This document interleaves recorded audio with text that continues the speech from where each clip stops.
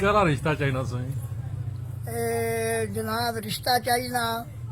गरीब घर न होवे हाँ और गर्द गो होवे हाँ नचने भजने वाला न होवे शरीफ पहले मास लड़की होवे उम्र होवे 35 साल 40 साल 45 साल तक सही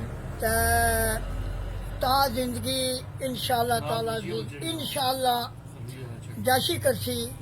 कोई खाने पीने नहीं रहने सहने नहीं तकलीफ नहीं होने लगी। अच्छा मैं बंदा फौजी रिटाई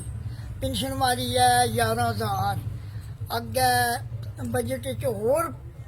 बद सी पेंशन जी है उसने ना ते लवासा ता जिंदगी उसकी लभनी रही जब तक मैं जिंदा उस वक्त तक मैं इंसान वो भी खाए हमारे बच्चे भी खान मैं भी जिला मैं मारिया कागज बने हो सन उसकी लबसी आज रेड़ी मरने तक उसकी लभनी रही पेंशन सही तकार हुआ को गरीब पहले माँ शरीफ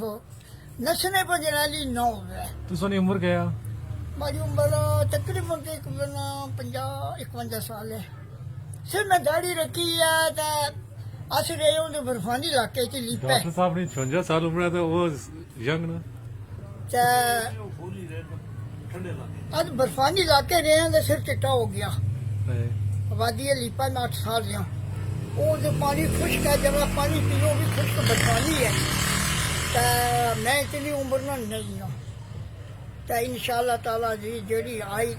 ता जिंदगी जाशी करसी मरने तक उसी पैसा जमना रहसी